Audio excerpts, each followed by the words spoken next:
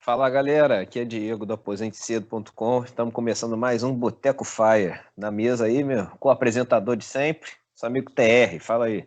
Fala galera, tudo bom? Mais um episódio assim, relax aqui no feriado. Vamos só aproveitar um papo bom aqui. Quem mais tá na mesa aí? Fala aí, Gleison. Opa, Gleison aqui, Sapien Livre, mais uma vez, para curtir aí um bate-papo com a galera. E o nosso convidado de hoje vai se apresentar agora, que é o... Tudo bom, gente? Renato, muito feliz de estar aí no Boteco, finalmente. Dessa vez eu posso falar as coisas e você responder, entendeu? Porque às vezes eu fico ouvindo, poxa, tinha que falar isso, mas agora vai ter resposta. Boa. Finalmente, porque às vezes já tá há bastante tempo aqui tentando participar da mesa, é porque parece que o Boteco tá com uma fila grande mesmo. Não, até um pouquinho. Eu cheguei a entrar em contato com vocês em março, se eu não me engano. Parece que ficou no limbo o e-mail. Mas eu falei mais porque eu já estou acompanhando vocês desde o início. E já vem de longa data acompanhando aí blogs, YouTubes e coisas e afins de Fire, né? Legal, valeu por acompanhar a gente. É sempre bacana ouvir isso dos ouvintes. Mas, então, Renato, conta um pouquinho sobre a gente, só pra gente ter um background aí bacana. Sobre a gente ou por ele? Ou sobre Opa, sobre você. O cara tá perdido. Uma coisa que me impressiona é como é que tem gente que escuta as besteiras que a gente fala, né? Mas é legal que tem, né? Pois é, até hoje não acredito nisso. Pode mandar bala aí. Tranquilo. Meu nome é Renato, né? Eu sou engenheiro e eu acho que eu sigo mais ou menos o mesmo caminho que a maioria do pessoal Fire seguiu, né? Aquela coisa de nunca tinha ouvido falar sobre isso. A princípio tinha uma vida controlada mesmo por causa de uma criação boa em si. Nunca teve luxo, mas também, no meu caso, nunca também passei fome, nada disso. Sempre fui de classe média, mas sempre vi meus pais fazendo conta para pagar plano de saúde, para pagar escola. E desde o início, vendo isso, já tinha na cabeça que eu não queria isso para mim, né? Essa preocupação com o dinheiro tão forte. Mas nada ligado ao investimento, nunca pensei nisso aí, sempre colocava coisa em poupança. Até o momento que entrei na faculdade, comecei a ganhar um pouquinho de dinheiro lá com bolsa de monitoria, com outras atividades. E aí comecei a ver que aquele dinheiro não aumentava, né? Assim, a poupança não era quase nada, e comecei a estudar um pouquinho do assunto, bem engatinhando. E aí estudo aqui, estudo ali, até uns... Isso já tem 12, 15 anos, mais ou menos. Mas aí, uns 5 anos atrás, mais ou menos, 4, 5 anos atrás, numa dessas tentativas, eu cheguei nos blogs que todo mundo chega, né? Tudo gringo. E aí acabei conhecendo a filosofia Fire. E aí comecei tanto estudando a parte de investimentos melhorando, quanto vendo que eu poderia antecipar minha aposentadoria. Eu não precisaria esperar os 65 anos, ou tendendo a infinito agora, né? E comecei a estudar, comecei a gostar. Junto com isso também estudei parte de minimalismo, mas eu sempre achava que eu estava sozinho no mundo, né? Acho que é uma característica do Fire. Até o momento que eu comecei a achar alguns blogs aqui no Brasil, né? O Buffett brasileiro, né? O Senhor 365, o André do Viagem Lenta, e aí comecei a ver que não estava sozinho nesse mundo. E aos poucos fui descobrindo mais gente e agora estou aqui. É basicamente isso. Legal, bacana. E você tem um objetivo, assim, dentro desse ramo nosso, assim, desse assunto? Então, você tem um objetivo claro, assim, em mente? Pô, quero me aposentar cedo, não, quero fazer isso quando tiver mais grana. Você tem algum goal, assim? Então, o meu objetivo principal é o FI, né? É o ficar independente de dinheiro. E aí o meu prazo, que eu fizer 50 anos. Eu sou engenheiro, eu trabalho numa empresa mista, sou concursado, e aí para eu conseguir aposentar eu preciso ter no mínimo 50 anos. Então é por isso esse valor. E aí, fazendo as contas lá, bateu mais ou menos com o valor, já com a gordura que eu precisaria para manter meu estilo de vida também. Legal, então você está pretendendo aposentar tanto com seu patrimônio particular em si, mais a aposentadoria da empresa, é isso? Sim, apesar de eu não usar a aposentadoria da empresa no cálculo. A aposentadoria da empresa é o meu delta, é o meu fator cagaço, né? Boa. Eu gostei, fator cagaço. Mas vem cá, Renato, depois que você se embrenhou aí nesse universo Fire, né, você notou alguma mudança no seu comportamento, no seu orçamento, na sua forma de investir, ou você assim, manteve o que você já fazia antes, né? Porque você já era disciplinado e simplesmente identificou que isso vai chegar em algum lugar, né? Porque antes a gente, né, poupa, economiza aqui, tenta ganhar mais ali, mas não tem um objetivo muito claro, além de só acumular o dinheiro, né?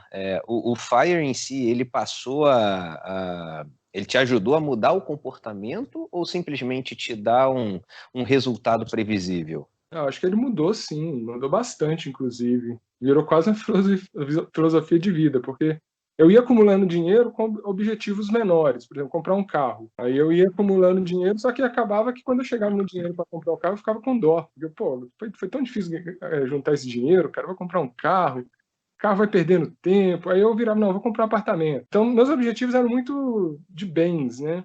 E aí, quando eu conheci a filosofia FIRE, eu vi que eu não precisava disso. E aí acabei, tanto do ponto de vista de filosofia, voltando a essa questão de ser independente do dinheiro para poder fazer o que eu gosto, né? Eu gosto do meu trabalho, mas eu gosto mais do meu trabalho se eu não precisar dele. Mas também do ponto de vista de investimentos, porque eu sempre fui um cara muito conservador. Acho que o engenheiro geralmente né? E é uma pessoa muito ansiosa. E aí acabou que eu ficava muito na renda fixa. Eu sempre fui quase 100% na renda fixa.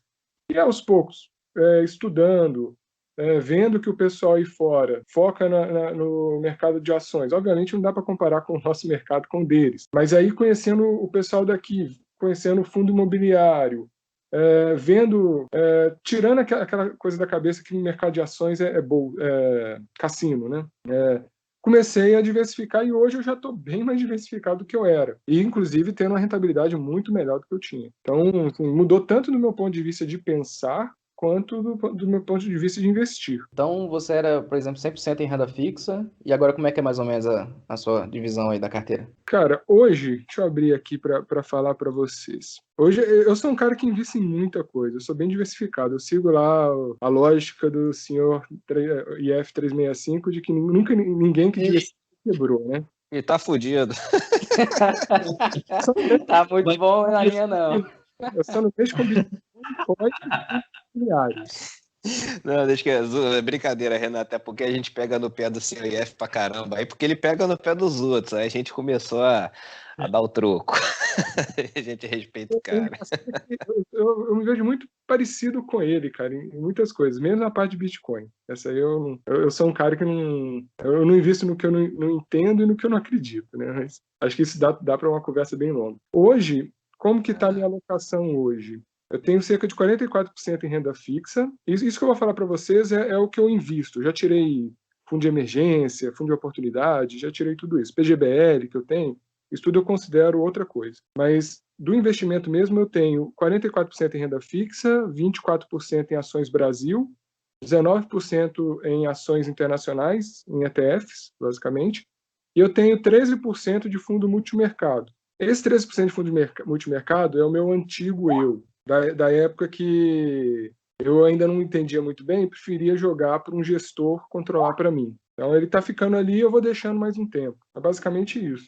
Cara, a galera, o pessoal assim, né? Quando a gente, cada vez que vai ficando mais avançado, né? A gente vê muita crítica a investir em fundo multimercado, fundo de investimento que paga aquelas taxas de administração, né? De fato, tem as taxas, né, que são muitas vezes altas, mas nem sempre são tão mais altas do que um ETF, ainda mais agora que está proliferando ETF pra caramba. Se vocês pararem para olhar, tem uns ETFs aí que cobram mais taxas do que esses fundos de bancão e etc. Tá? Dá uma olhadinha aí quem investe em ETF no Brasil, né, para ver as taxas, porque nos Estados Unidos, beleza, né? Estados Unidos você tem ETF com taxa de 0,0 qualquer coisa. Agora aqui no Brasil tem ETF cobrando mais de 1% ao ano de ADM. Então para muita gente, cara, mesmo quem se considera mais avançado, né, se você pegar uma lâmina de um fundo multimercado aí, que vai te cobrar 1,5% de administração ao ano, aquela rentabilidade histórica que ele mostra já é líquida de taxa de administração, tá? O próprio fundo imobiliário também, a maioria dos fundos está cobrando aí 1,5% de taxa de ADM, somada ADM com gestão, né? Então, assim, essa demonização dos fundos multimercados, no começo eu entrei nessa onda e hoje em dia eu vejo que, assim, cara, dificilmente alguém, né, de nós que não atua diretamente no mercado financeiro vai saber mais do que um gestor profissional, tá? Eu acho que é um pouco de pretensão. Agora, no longo prazo, às vezes fazer o simples é mais fácil, realmente, não tem por que botar vários fundos multimercados, vários fundos disso, daquilo, e ficar pagando taxa, se você pode fazer direto. Mas eu não acho que isso seja um argumento para descartar totalmente o investimento nesses fundos, nesse tipo de fundo, tá? Eu mesmo, eu mantenho o investimento em 1 ou 2 fundos desse, tá? E pretendo manter, e recomendo, assim, tem fundo, um gestor muito bom, a minha previdência é num fundo desse, que paga uma ADM alta pra cacete, aliás, é 2%, só que, cara, satisfatório, me atende, então, posso estar falando bobagem, pode muita gente discordar, mas eu queria só, sei lá, dar a minha impressão de que essa questão de fundo multimercado não é só para iniciante, quem não sabe, e vai perder muita grana no longo prazo. É a minha opinião aqui. Digão, eu penso mais ou menos igual a você, cara. Assim, fundo que cobra taxa, não é problema o cara cobrar taxa, desde que ele entregue o resultado que prometeu. Então, se ele está performando de forma satisfatória, eu pago tranquilo. Mas aí é o que acontece, os fundos não performam e mesmo assim eles cobram taxa para fazer seu dinheiro andar para trás. Aí tem essa questão também, para se avaliar. A minha crítica principal ao fundo multimercado é mais uma característica minha. Porque quando eu estava eu não conhecia muito bem, não tinha muito coragem de investir diretamente em ações, de colocar dinheiro para fora do país, estava na modinha do fundo multimercado, que era o que estava lucrando mais. E aí eu coloquei uma quantidade muito grande do meu patrimônio lá. E o meu problema com o fundo multimercado é o não ter controle do que está acontecendo ali dentro. Porque, para mim, eu gosto de pegar uma carteira e fazer uma carteira que tenha uma certa defesa para uma coisa, que ela seja bem engenheirada, digamos assim. E o fundo multimercado, se ele é uma grande parte do seu patrimônio, você perde o controle, porque você não sabe se o cara está muito focado em ação, se o cara está muito focado em renda fixa, se ele está muito internacional, se ele está redeado, se não está redeado. E acaba que, quando você tem uma grande parte do seu patrimônio em multimercado, como que você vai fazer para organizar a outra parte para se proteger disso? Então, eu acabava ficando muito exposto. Eu cheguei a ter quase 20 fundos multimercado. E aí, gerenciar isso era impossível. E a lucratividade não compensava isso dentro dos fundos, obviamente, que eu peguei, né? Isso aí tudo varia muito. Por isso que eu não gosto muito de fundo multimercado. Só que, obviamente, eu não vou sair deles correndo, porque eu não vou perder dinheiro. Estou deixando. E o meu plano é porque, como eu tenho ainda um bom tempo até chegar na independência financeira plena, né, fora de pandemia, eu migrar essa parcela dos fundos multimercados para os FIIs no futuro.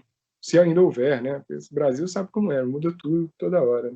Quando eu dei umas investidas em fundo também, no começo, quando eu comecei a investir, e também botei em fundo, e depois eu vi essa visão que você tinha de não conseguir mexer. Depois aprendi algo bem legal nas internet da vida aí, que é quando você investe em fundo, a gente investe na cabeça do gestor. E é o gestor que manda. A gente não tem essa liberdade que eu gosto de ter na minha carteira, e você também acabou de falar que gosta de ter na carteira, de mexer os pauzinhos ali para ter uma coisa mais engenheirada. Talvez deve ser coisa de engenheiro mesmo. Mas a gente investe na cabeça do gestor e ele que manda. Se ele mandar bem, a gente está pagando por algo justo. Não ligo de pagar uma taxa normal, boa, se o cara fizer um trabalho bom. Mas se ele mandar mal, que é o que a maioria acontece, geralmente com as pesquisas, a gente vai para o barco junto, afunda todo mundo junto. E acho que aí são um dos motivos que eu vejo muita crítica, tanto do Taleb quanto do Warren Buffett, aos fundos.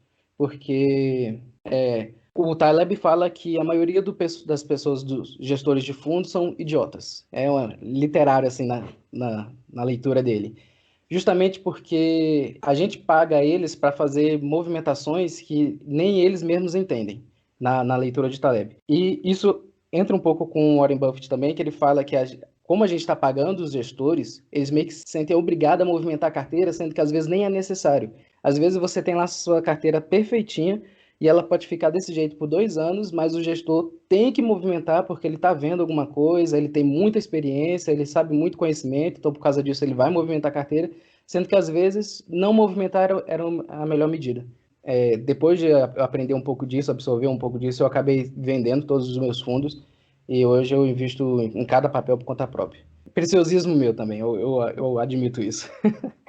Eu não sou nenhum grande defensor, não, só queria dar um ponto de vista, mas aí enquanto vocês estavam falando aí, eu estava até pesquisando, tá? Claro, tem muito fundo que perde, é negativo, vai muito abaixo do CDI ou do Ibovespa, mas assim, sem nenhum tipo de recomendação de investimentos, tá, gente? A gente aqui não tem ligação com corretora, com casa de análise, com fundo nenhum.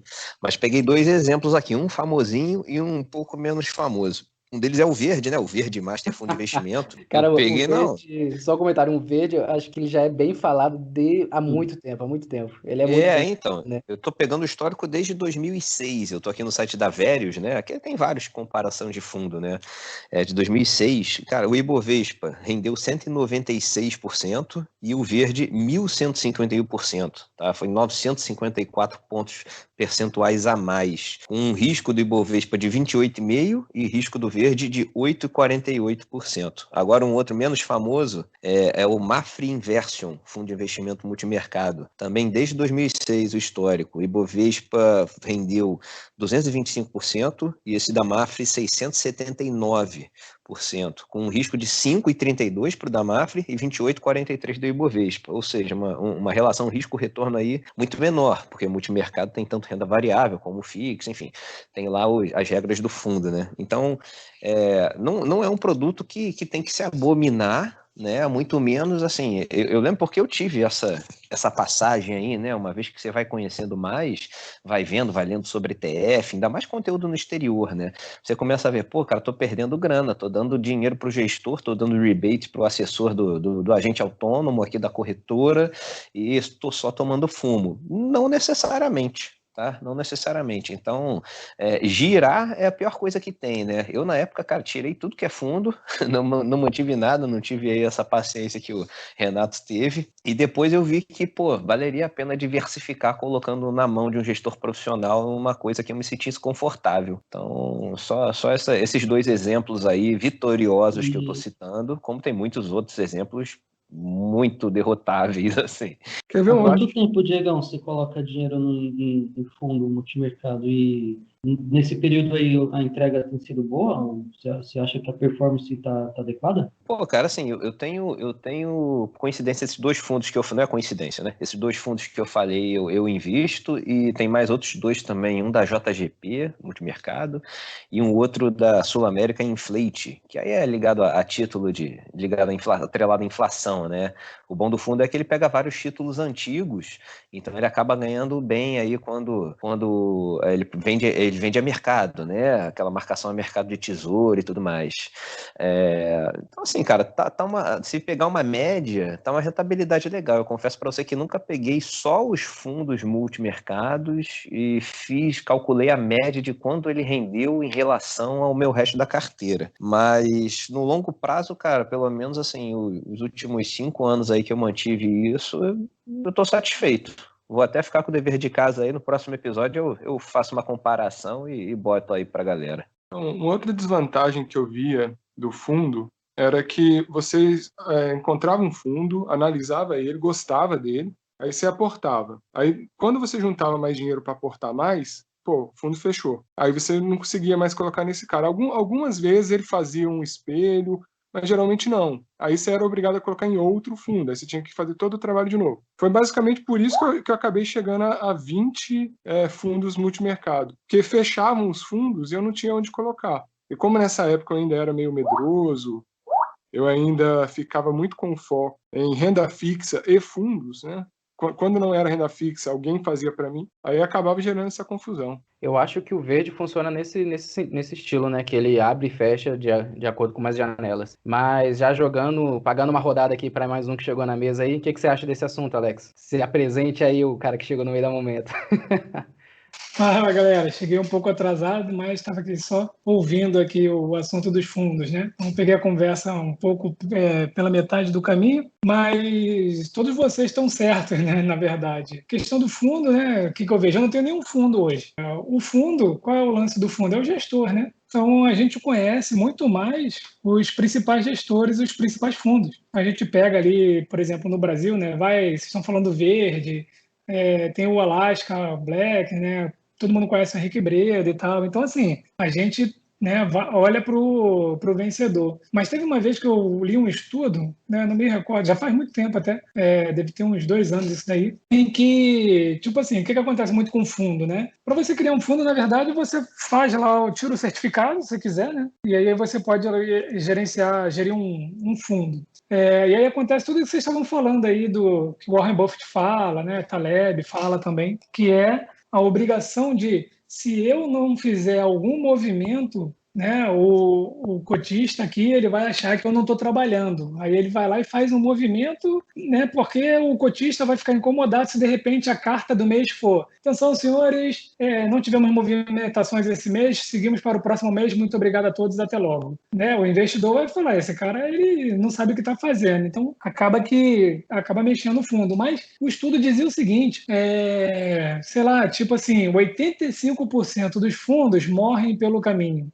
Ou o fundo ele começa, aí ele não vai bem, ou ele morre, ou então ele acaba migrando para dentro de algum outro fundo, né? Faz uma fusão ou alguma coisa nesse sentido. Então, na verdade, a discussão de entrar em fundo ou não, né, principalmente multimercado, é mais uma questão de conhecer o gestor, porque para todos os tipos de investimento, em todas as áreas, a gente tem isso, né?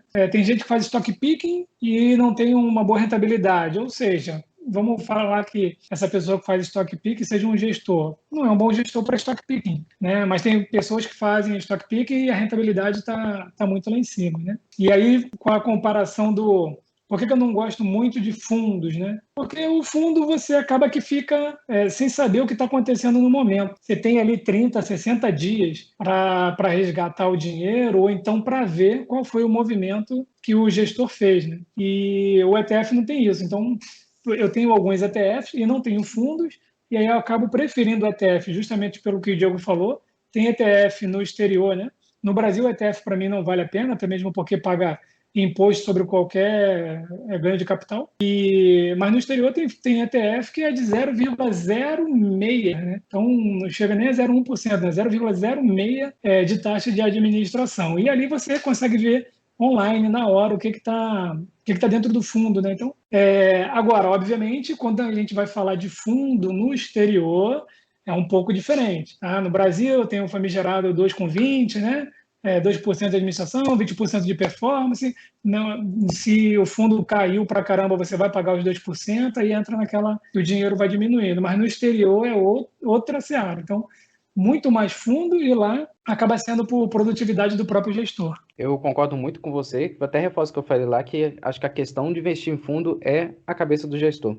Puxando aqui de cabeça, eu lembro muito de gestores muito bem-sucedidos, que é aquela coisa, se você tivesse investido nele, tava feliz demais, que é tipo Peter Lynch, Ray Dalio, Howard Marks. Aqui no Brasil, falando sério, a única pessoa que eu vejo como figura pública, que eu lembro de cabeça, é só o Henrique Breda. Eu não sei dizer quem é o gestor do Verde, mas eu acho que também porque eu nunca fui atrás. Mas acho que aqui no Brasil a gente não tem essa cultura de o gestor ser uma pessoa tão pública a ponto da gente conhecer os ideais, os pensamentos deles, os investimentos em si, a não ser que ele vá botar a cara a público mesmo, igual o Henrique Breda. Então, fica muito difícil de aplicar essa filosofia de investir na cabeça dele em vez de investir no fundo em si. Do Verde, eu acho que é o Stuberry, é um nome parecido assim. É um nome complicado mesmo. Eu lembro, o Alex, você falou de estudo, tem um livro super famoso que eu acho que todo mundo já leu. E dentro desse livro tem um estudo que fala sobre os fundos, que é o Intelligent Investor, né? O investidor inteligente, que aí ele fala exatamente que o investidor diligente, né? A pessoa física fazendo o próprio investimento, ele vai conseguir bater a grande maioria dos fundos, mesmo porque a grande maioria dos fundos, como você falou desse estudo que você leu, se perde pelo caminho ou vai migrando para outro. Eu acho que um grande problema dos fundos é que quando ele cresce demais, aí ele perde performance, né? Então ele tem que se fechar. E uma outra questão é quando a gente vai fazer análise para aportar no fundo, a gente sempre procura aquele que performou mais no passado. Mas aí a tendência é que essa performance a mais no passado venha a ser puxada para a média. E aí, quando você perfumou muito e vai ser puxado para a média, o resultado vai ser meio negativo, né? A gente viu isso, eu vi isso agora, teve muito fundo aí desconhecido que acabou aparecendo mais em destaque nas corretoras e casa de análise, mas você vai ver, é porque o cara meio que na cagada tinha lá 15% da posição em Magazine Luiza. E aí a rentabilidade do fundo foi lá para o espaço, né? E por conta de um tiro de sorte que muita gente poderia dar, né? Botou lá 15% em Magalu, 10% em Banco Inter, aí pronto, o cara é um gestor fantástico e tudo mais. Então tem que ficar muito, muito de olho mesmo como que o cara chegou numa rentabilidade assim. Até porque é muito mais fácil, como que eu vou falar, cara? É difícil você comparar, você olha a rentabilidade do fundo, pô, o cara ganhou 60% em um ano. Aí você olha da sua carteira, 10%. Só que a sua carteira, provavelmente, não é só de ações. Tá? Se for, beleza, é comparável. Agora, o próprio Renato falou, ele tem renda fixa, tem investimento no exterior, tem a previdência dele, tem várias modalidades, como quase todos nós aqui temos, né? Quase ninguém que eu me lembre aqui está 99% em ações. Então, aquele fundo, ele vai ter um risco maior, ele tende a ter uma rentabilidade maior, né? Agora, você que está aí diversificado como deveria ser, né, para mitigar o risco, não dá para comparar, né, uma coisa com a outra. É só o TR aí que deve estar 100%, que ele já levantou a mão, deve falar alguma coisa assim. 100% em quem? Em renda variável, você tá falando? 100% em urânio. O cara investe no urânio. 100% urânio, Cara, até eu começar a inventar esse negócio de fazer colchão de viagem, para eu começar a rodar aí, eu tava 100% em renda variável. Depois que eu comecei a fazer, eu comecei a botar um colchão em renda fixa e eu não tô mais 100% não. Mas o que eu ia falar, que eu levantei a mão, foi que uma das coisas que eu não gosto do fundo, que a gente acabou não falando, é o tempo de retirada do investimento. Não porque o tempo é grande, eu acho ele muito curto. Tem fundo aí que trava seu dinheiro por 15 dias, 30 dias, é o famoso tempo de resgate, né? D mais 30, D mais 60. E eu acho esse tempo muito curto para um investimento de longo prazo. Então, eu apoiaria muito se o Brasil conseguisse ter legislações de forma que o fundo conseguisse ter D mais muito. Para que, porque essa liquidez que as pessoas correm atrás quando está acontecendo alguma merda quebra muito o gestor. Por exemplo, no próprio ano passado ali, todo mundo correu para tirar os recursos, o gestor é obrigado a vender as posições dele, mesmo sabendo que aquelas posições que ele está vendendo vale muito a pena, na verdade, você está entrando. Então, para mim também é outro ponto muito negativo, é a massa de cotistas que faz o fundo, que na verdade faz o fundo performar mal, fazendo a liquidez sair, quando na verdade devia estar travado. Então, sei lá, se tivesse um fundo aí com D mais 365, D mais 720, ia ser muito interessante. Eu tive um, cara, Êxodos. Êxodos tinha o Êxodos 90, 180 e 360. E esse número que eu falei é o D+, para você resgatar depois. Era de crédito privado, né? Era um multimercado meio diferente. Eu tive aí, rendia bem, mas aí no fim eu resgatei porque era muito para mim, eu precisava do dinheiro. Mas fala você aí, Renato, tá sumido. Foi falado uma coisa bem interessante mesmo, essa questão do gestor ser obrigado a vender. Quando teve a pandemia, lá em março de 2020, os fundos de renda fixa e crédito privado, eu tinha alguns de crédito privado, desabaram. E, pô, é renda fixa, não era para ele ter caído tanto. Mas foi exatamente por causa disso, porque muita gente vendendo no desespero, o gestor foi obrigado a vender coisa boa. E aí pagar os preços, vender em mercado secundário e tudo mais. E aí um fundo de renda fixa, que a princípio não seria tão impactado, chegou até queda de 3%, nessa faixa. Só para falando de fundo, né? Tem o Dynamo, né? Vocês devem conhecer o Dynamo Cougar. É um dos fundos aí que mais trouxe rentabilidade nos últimos anos, né? Ele foi aberto em 1993. Eu estava dando uma olhada nele Dínamo, para quem está no Brasil é Dínamo, né? É o Dínamo, com Y. Com Y, tá? Dínamo com Y, não bota aí não. Aí, olha só, estava dando uma olhada aqui, né? O Cougar, coloquei de 2001 até agora 2021, né? São 20 anos.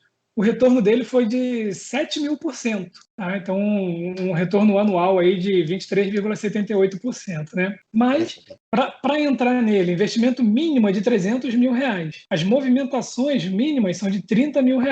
Né? E, se eu não me engano, ele não está aberto para entrar nele já tem bastante tempo. Aí, quando a gente vai observando, isso aqui que eu acho interessante, né? que o pessoal que está ouvindo vai investir num fundo, tem que ler o prospecto. Tem que abrir, ler as entrelinhas para ver se aquilo ali está dentro da sua estratégia, né? Porque, por exemplo, esse daqui é um excelente fundo que não está aberto, acho que já tem um tempinho. Mas, por exemplo, para fins de conversão de resgate, ele utiliza o valor da cota correspondente ao 12º dia após a sua solicitação.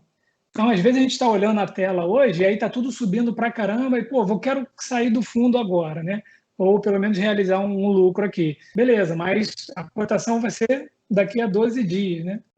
Tem uma carência de 12 meses, né? Que é a taxa de... Ou então uma taxa de liquidez dentro dos 12 meses de 3%, a administração de 2% ao ano, né? Tem uma taxa de performance de 15% do QCD, o IPCA mais o IMAB, né? E o imposto de renda é normal. Bom, para quem quer aí, né? 365 dias aí para... Então, esse daqui é uma boa. O pessoal que entra... É um pessoal que entra para deixar realmente o dinheiro lá e deixar o gestor trabalhar. E ele já tem um bom track record, né? Já tem um excelente histórico. Quem entra no fundo pensando em resgatar daqui a pouco vai ter um caminhão aqui de porcentagens aqui que vai perder pelo meio do caminho. Mas também aquilo, foge um pouco a realidade que para entrar no fundo, você tem que entrar no fundo com R$300 mil. Né? E só o Diego pode ficar entrando e saindo desses fundos assim a hora que ele quer. Né? Diego e 3 meses. É o que eu falei antes, né? Diego, Pô, quem dera, cara, quem dera. Isso aí tá um pouco distante. Dá para entrar, mas para sair é complicado. E só complementando, tu comentou aí o gestor tem lá Magazine Luiza e tal, aí, Magazine Luiza sobe. Isso tem acontecido ultimamente com os ETFs no exterior, tá? Então, dentro de alguns ETFs, tem lá GameStop, AMC, né? Tem uns ativos ali que a galera do Reddit lá resolveu fazer short squeeze, e aí esses ativos dispararam de preço sem fundamento, aí o ETF também deu uma disparada. Então, fiquem bem atentos sempre aí o que tem dentro daquela cesta que vocês estão comprando. Né? Ô, Renato, deixa eu mudar o disco aqui rapidinho. Fala aí, cara, eu gosto muito de ouvir, né, quais são os planos que a pessoa tem para depois que aposentar. Né? Você vai se aposentar aí com 50 anos, né? Se tudo seguir conforme sua previsão. E aí, cara, o que você pretende fazer? Você vai estar novo ainda, né? Se Deus quiser, com saúde também. Já pensou você e sua esposa? O que vocês vão fazer? Vão viajar ao mundo? Vão comprar uma mansão? Vão fazer trabalho voluntário? O que você tem de ideia na mente aí? Comprar a mansão é só para você, Diego. Comprar a mansão e voltar a trabalhar. Pô, cara, vocês estão achando que eu tô bilionário aqui, não é possível.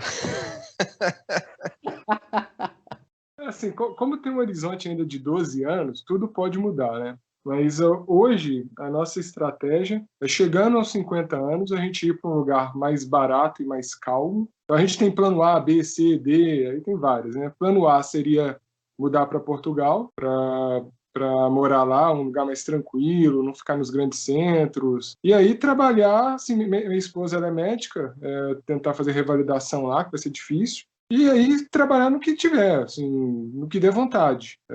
Possivelmente focar mesmo nessa parte de voluntariado, torcer para não precisar trabalhar para viver, né? Mas aí, obviamente, com a desvalorização do real, se fosse hoje, o plano A não seria factível. Aí o plano B seria ir para o interior. Gosto muito de Santa Catarina. Até brinco com um amigo meu que é catarinense, que é manezinho da ilha, que é o melhor estado do Brasil. Que eu vou lá, vou atrapalhar o estado dele. Mas ir para um lugar mais tranquilo e arrumar alguma coisa para fazer. Trabalhar com hobby, trabalho voluntário mesmo. Mas assim, hoje eu e minha esposa, nós não temos filhos, né? Mas a gente pretende ter um filho. Então vai entrar também essa parte da necessidade de educação dele. Aí a gente vai ter que pesar bem um lugar que tem uma infraestrutura mínima para isso. Né?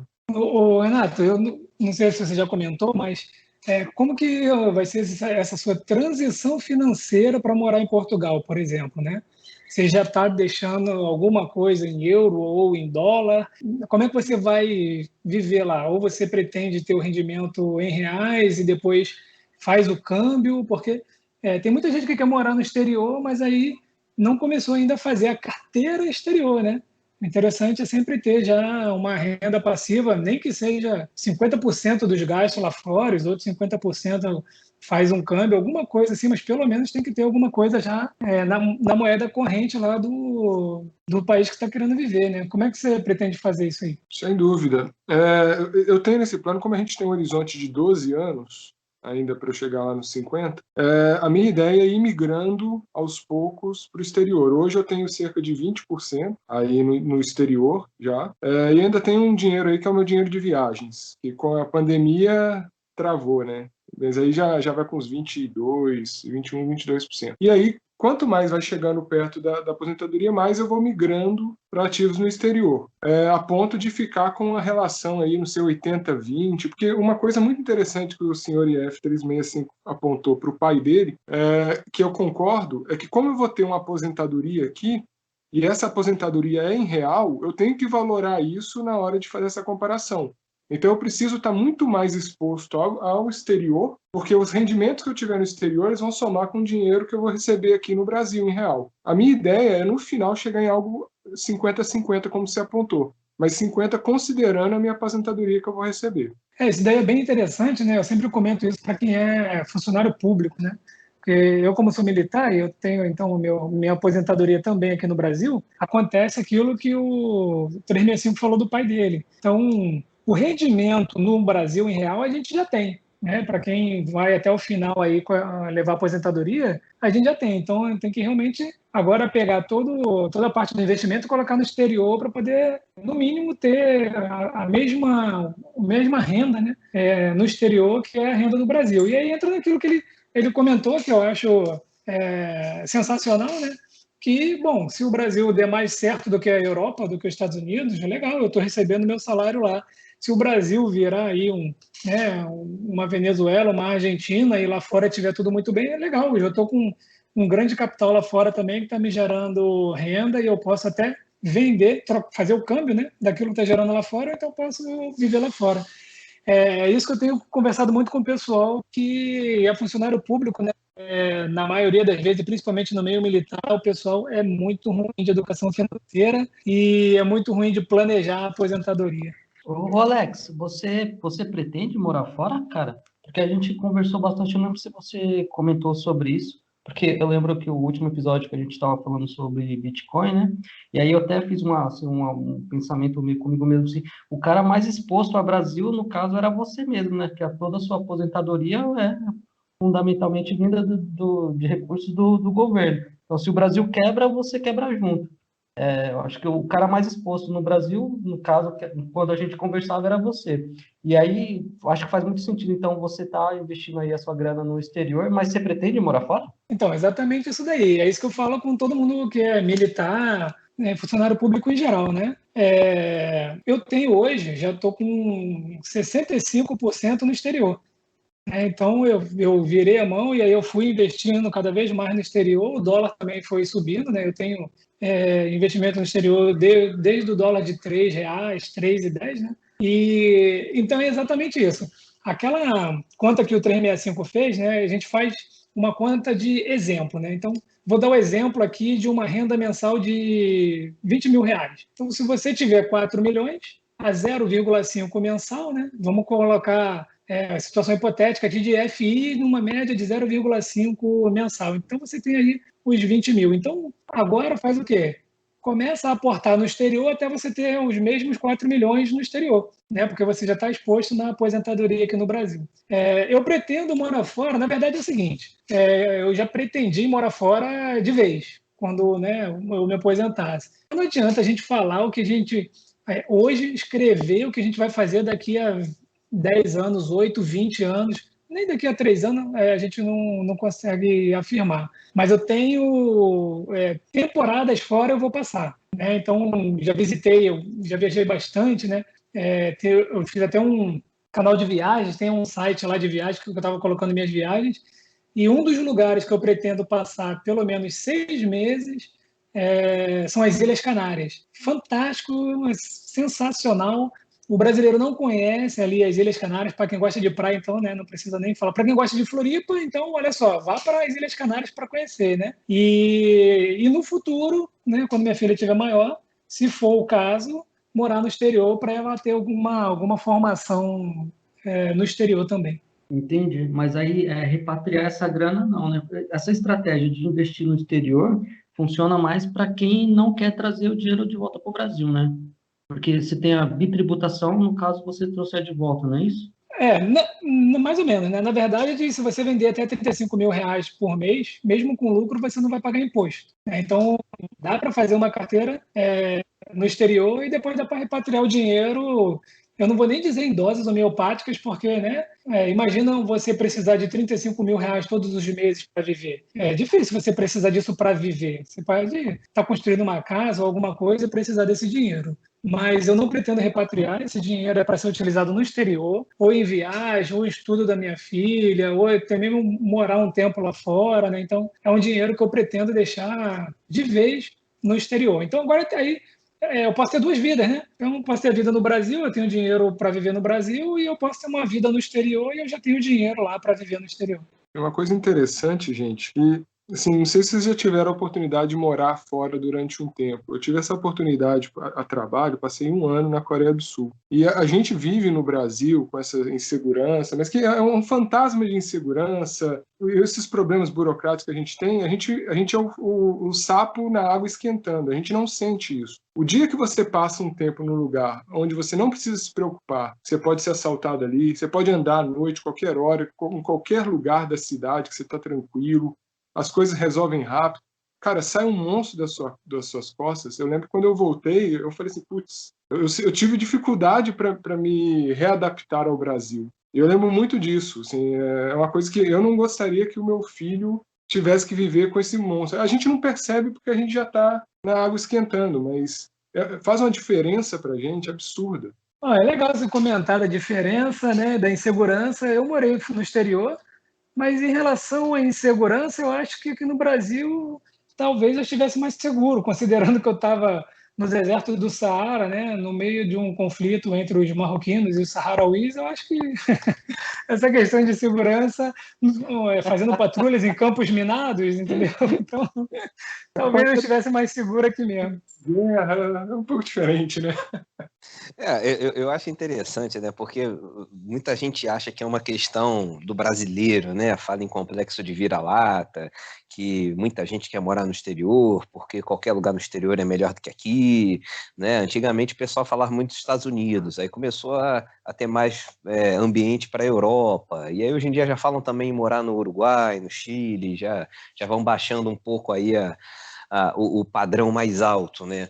Mas é muito interessante como isso é um fenômeno universal, cara, é mundial, né? O homem, a mulher, né? O ser humano, do sentido geral, tem muito essa questão de mudança, né? Tem gente que gosta de ficar, cara. Meu sogro é o cara que nasceu na mesma cidade, construiu a casa lá e não quer sair de lá nunca. Entendeu? Ele fala que quer, gostaria de morar não sei aonde. A gente foi para Gramado uns anos atrás. Ele, queria morar aqui. Eu falei, mora. Tá aposentado, você tem dinheiro para morar aqui, vende a casa lá e mora. Não, porque muito trabalho. Enfim, não quer sair nunca. Tem gente que gosta de ficar estacionado, mas tem muita gente que quer se mudar. E não é só brasileiro, cara.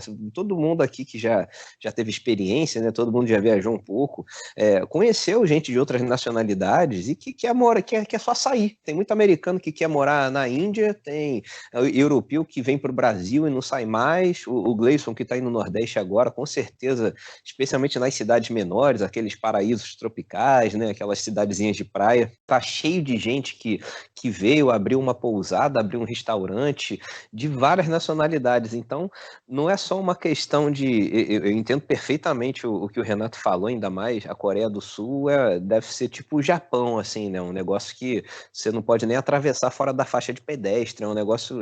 a educação tá tão arraigada, né? E a sensação de segurança é tão grande que é outra realidade. Mas não é só por isso, né? Não pode, não. Não é só por isso, né, cara?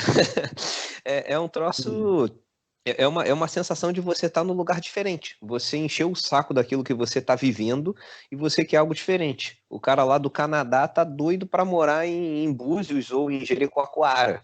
Então é uma impermanência assim que vai além do dinheiro e da segurança e dos fatores assim. O gringo que vem, ele não tá tão preocupado com hospital e com educação, ele só quer calor humano, calor terrestre e usar a geoarbitragem a favor dele. Então é muito fator, cara. Dá um episódio só disso aí, né, de viagem. O Renato até já viajou bastante, né? Conta um pouquinho da experiência aí que o TR vai se amarrar em ouvir. Opa, sou todo ouvido aqui, só manda.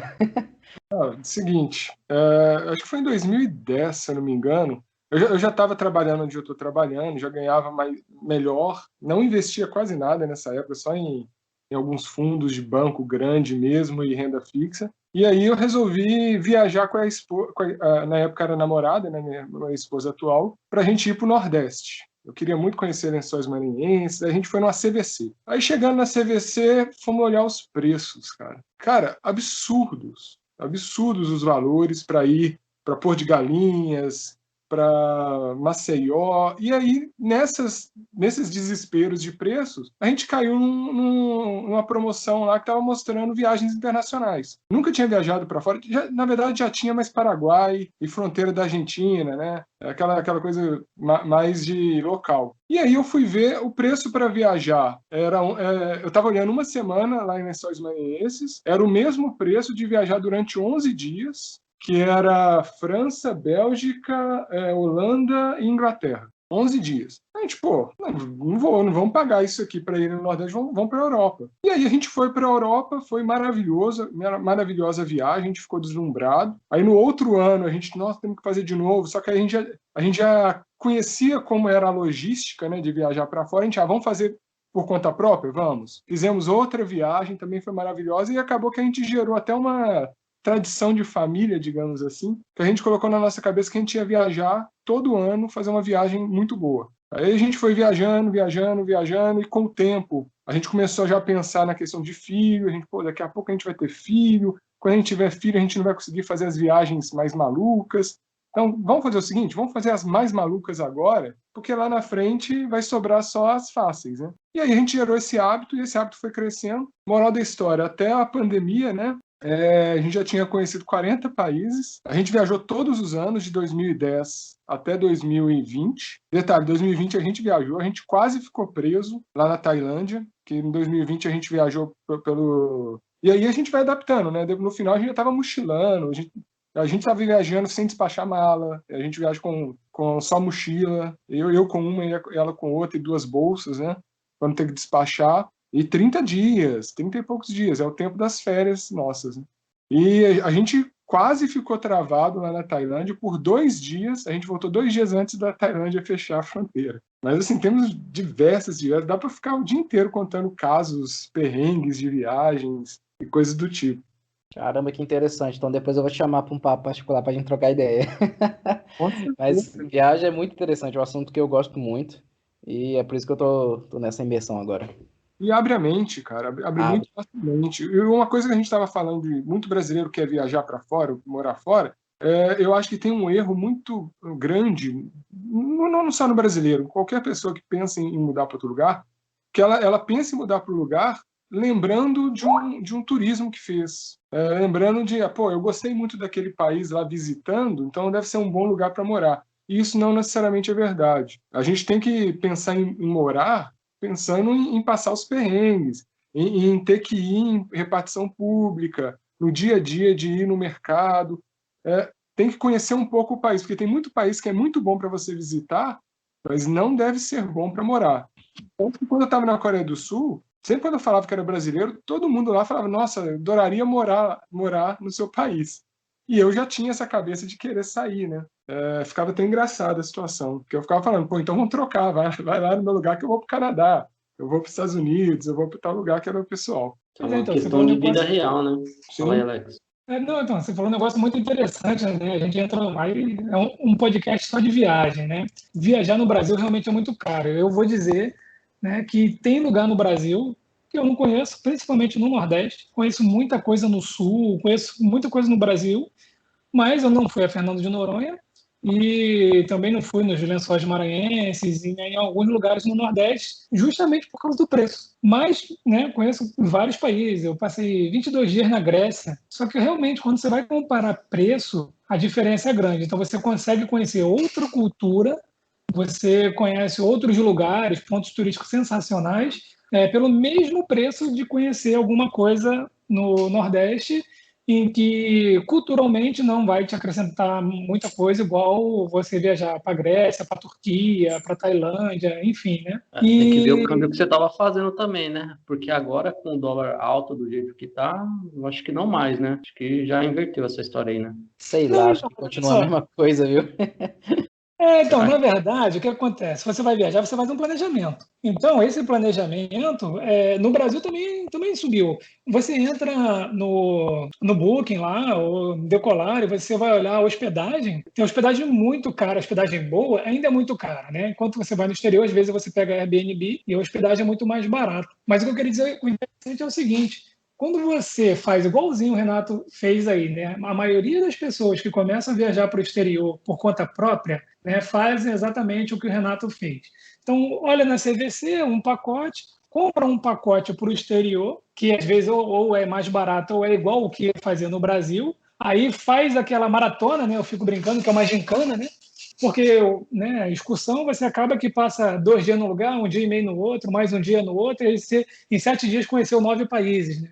E aí acaba que fica uma maratona o negócio. A gincana, sobe no ônibus, desce do ônibus, tira foto, agora vai para lá, vem para cá. Mas a pessoa vê que aquilo ali não é tão difícil fazer e ela acaba começar a fazer por conta própria. Aí quando ela faz por conta própria, ela vê que fica mais barato ainda do que ter ido lá na CVC, porque ela pode escolher o período, né, o voo dela, o Airbnb que ela quer ficar, enfim, né? A minha esposa ela fez uma viagem com os pais dela para a Europa também, passaram 20 dias e eu acho que 12, 13 lugares, né? Aí eu fiquei falando, bom, é uma gincana, é uma correria. Agora, para morar, é o que o Renato comentou. Então, vai para o lugar como a gente fala biloc, né? Como o habitante local. Chega lá e fala assim, igual o Diego está fazendo, só que no Brasil, né? Eu vou ficar aqui 30 dias. Eu vou acordar, eu vou ao mercado, eu vou à padaria, eu vou comprar pão, eu vou...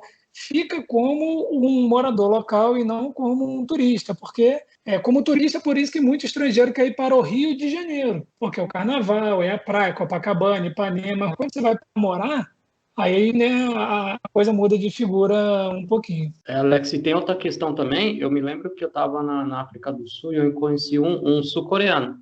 E aí ele estava me falando que para pegar férias lá é muito difícil. E aí tem a legislação também sul-coreana que determina que o trabalhador trabalha 8 horas por dia. Mas só que pela cultura local, se você trabalhar menos que 10 horas, mesmo não remuneradas, você é um vagabundo. Então, culturalmente, o cara tem que trabalhar 10 horas no mínimo para se considerar um cara trabalhador, não ser um vagabundo, e essas 2 horas não vão ser remuneradas.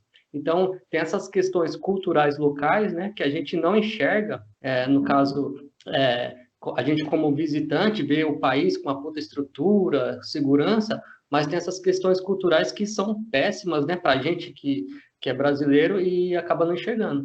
Você colocou um ponto muito legal. Eu via isso claramente na Coreia do Sul. A Coreia do Sul é um excelente país, maravilhoso, para turismo excelente, super seguro, mas o mercado de trabalho lá, cara, ele te esmaga e te cospe. A sorte que eu carteira de trabalho brasileiro, eu estava lá trabalhando, mas recebendo e seguindo as regras, entre aspas, brasileiras. Então eu tinha o respeito lá das 8 horas diárias, tinha fim de semana, mas o coreano mesmo, o cara ele trabalhava nessa faixa 10 horas por dia, trabalhava sábado, a lei lá, ela dava acho que 5 dias de férias por lei, e mesmo assim o governo definia por áreas. Por exemplo, o pessoal do estaleiro era em junho, o pessoal lá da Samsung, de fábrica, era em julho.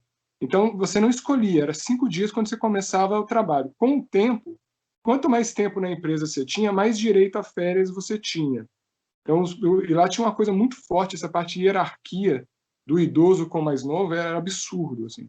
E aí, quanto mais velho você fica, mais férias você tem, só que não é mais de 30, você tem mais de 5. Então você ia para 10 dias, ia para 15. E mesmo assim, tinha toda aquela filosofia de você pode sair de férias, mas o pessoal pode descobrir que você pode ser substituído. Você começa a ficar caro. Cara, isso era muito forte lá. Tanto que a parte de bebida lá, cara, eu já cansei de ver cara desmaiado no chão. E as empresas lá meio que incentivam você a fazer isso. Porque é uma forma do cara extravasar essa rotina de trabalho muito grande. Eu lembro que eles tinham lá programas lá no próprio estaleiro fazendo isso. Interessante isso aí, não sabia dessa cultura, não, assim, de trabalhar mais, ainda mais sem remuneração, né? Porque no Japão tem lá os decassegues, né, que fazem os turnos gigantes para poder receber mais. Tem até aqui na América do Sul também, né, o pessoal que é mineiro de trabalhar em mina, né, não de Minas Gerais, que ficava também em turnos de, às vezes, de 20 horas de trabalho, mas para tentar ganhar mais, tentar extrair mais minério, ouro, o que quer que seja da mina, né? Mas o que eu ia falar, cara, já vou ter que sair daqui a pouquinho da mesa, vocês continuam aí, mas para quem está ouvindo aqui até o final, vou passar a minha receita de viagem, que pode ser boa ou não, para mim valeu muito a pena. Que é a seguinte, né? Eu sempre tive a rotina bastante flexível, né? Meu trabalho bastante flexível, então isso me permite viajar quando nem todo mundo pode, né? Muitas vezes aí ao longo de toda a minha carreira eu pude viajar numa terça-feira, voltar no domingo, passar 2 semanas fora, né? Trabalhando à distância já, mesmo há mais de 10 anos atrás. E o que eu fazia, né? Eu era inscrito em tudo que é site de promoção de passagem, melhores destinos, passagens imperdíveis, dentre outras, tá? Me inscrevi em tudo e ficava acompanhando. Aí ficava vendo aquelas chamadas que tinha 2, 3 vezes por dia. Voos para o Nepal, baixou, 1.800 e de volta. Voos para Fortaleza, e por aí vai. Então, assim, eu não lembro uma vez de eu ter viajado que eu falei, pô, eu tô afim de ir lá para o Amazonas, e eu pegava passagem e ia. Não, todas as vezes que eu viajei na minha vida, sem exceção, assim, de avião, né? Claro que de carro eu escolhi antes, era porque era a passagem mais barata e eu conseguia também uma acomodação barata. Então, pegava uma passagem, já peguei uns voos, assim, bizarros de bons, assim, R$1.000 e de volta para Rio-Paris. Já fui para Brasília aí 2 vezes com R$250 e de volta, com taxas. Foz do Iguaçu também, paguei menos de 300 e de volta, com taxas. Então, todas as minhas viagens foram na base, assim, da flexibilidade, né, e do que o destino me reservava. Então, foi a estratégia que eu usei. Claro que acabou, tem lugar que até hoje eu não conheço, mas, assim, nenhuma viagem que eu fiz foi extremamente cara, porque eu conseguia baixar tanto na passagem quanto na acomodação, né, até por não ser final de semana, não ser feriadão, muitas vezes, não ser janeiro, fevereiro, né, eu conseguia pegar um valor muito bom de passagem e de acomodação, mas tem aqueles lugares, igual o Alex falou aí, Fernando de Noronha, bonito, tem coisas que não tem como você fugir do custo alto, que aí você tem que ir decidido, já sabendo que vai gastar uma nota. Mas no Brasil tem muita coisa, eu vou discordar aí um pouquinho, tem muito lugar que dá para você ir, muito bom e muito mais barato do que o exterior, tá? Mas muita coisa mesmo, é só você ter um pouco de flexibilidade, não ir necessariamente na alta temporada, tá? E é isso. Essa foi a fórmula que eu utilizei. No futuro aí eu vou para onde eu quiser ir, não para onde o site me indicar a promoção.